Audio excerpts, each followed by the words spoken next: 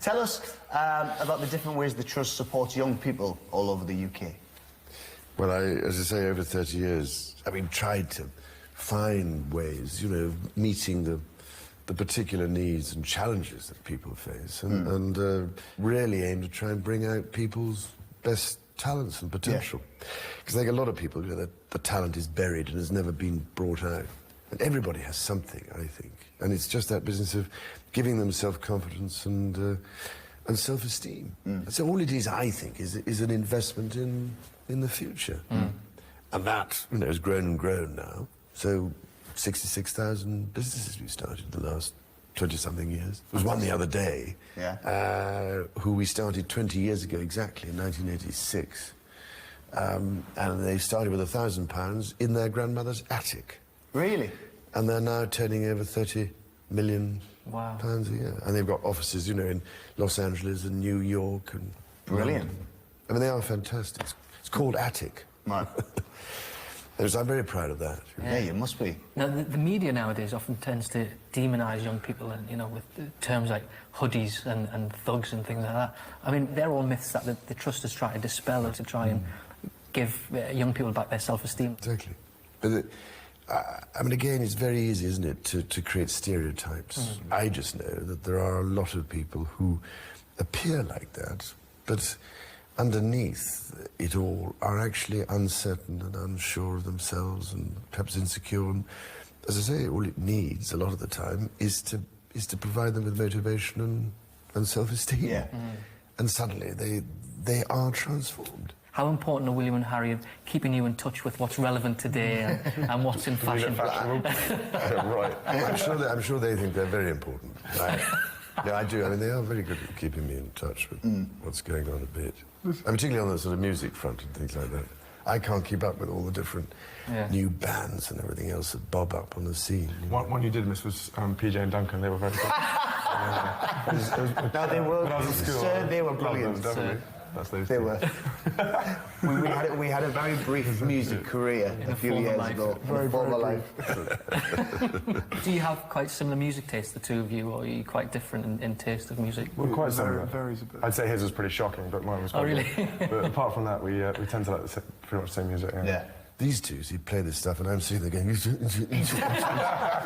downstairs somewhere, it's a whole place. It's just like houses up and down the country. Yeah. Turn that racket down.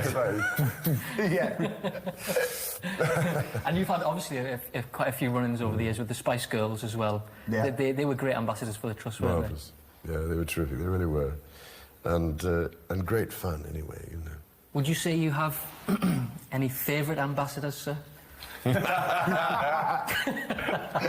What can I say? Spare our blushes, please. But I'm enormously grateful because then a lot of them spend a lot of time give up their time to help with the Trust. Yeah. And they do motivate and inspire. Yeah. And one of the bands that the Trust did help was Journey South. Did you see No, that? I heard about it, yeah. I didn't watch that particular X Factor, but I think Harry probably watched most of it. I saw a couple. You see that? But I'm they've done not really going to well. admit to watching But they've done really well. And if it wasn't for the Trust, they were in debt. They couldn't afford to buy any more equipment. But when they did, when they got a grant, And now I think their album's out. I think it's gone gold or platinum or something. And you know, if it wasn't for the Trust, those guys wouldn't be there. So it's something to be proud of, isn't it? Well, I think so.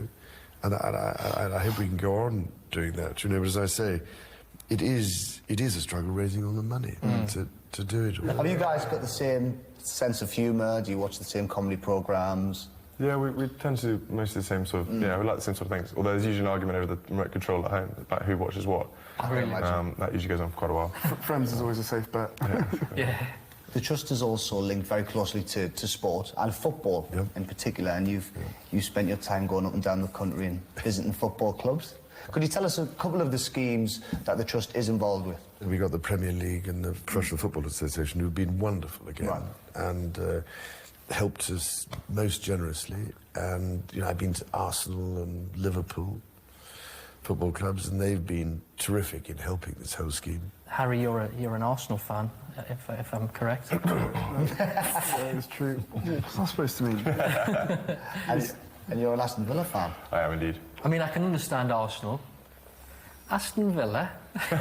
Newcastle. Yeah, exactly. Yeah, good point. Exactly. Yeah. We're doing all right at the moment, thank you. Why did you choose Aston Villa as a club to support? It was the first team I went and watched play an FA Cup game against Bolton. And I sort of decided that we were close enough to Birmingham to allow me to support it. And you're also president of the FA as well now. Yeah, exactly, yeah. That's a great job. That's a great job, yeah. Loads of free tickets. They must be pretty desperate, wouldn't they? Yeah, exactly, yeah. But it's a real privilege actually to be president of FA. But the most important question, will you get a hand over the FA Cup? If they let me anywhere near it, then yes, that's the plan. Yeah. Well, it's the closest Aston Villa are going to get to it. And Newcastle as well, I think. Yes, probably. that's true. Now, we know you three must be very competitive. You all play polo together. Team Highgrove. Used to. Used to play polo together. He's decided that the pressure of playing those two sons is too much. We're too good for him now. Got to give in somewhere. Well, I was going to ask, sir, which one's the most competitive? They are very competitive, and I remember playing with them the last time I played with them in a tournament. We really wanted to win, and I get this stuff, shouting at me, "You silly old father, get on with it," the usual thing. And I was trying too hard. That's right.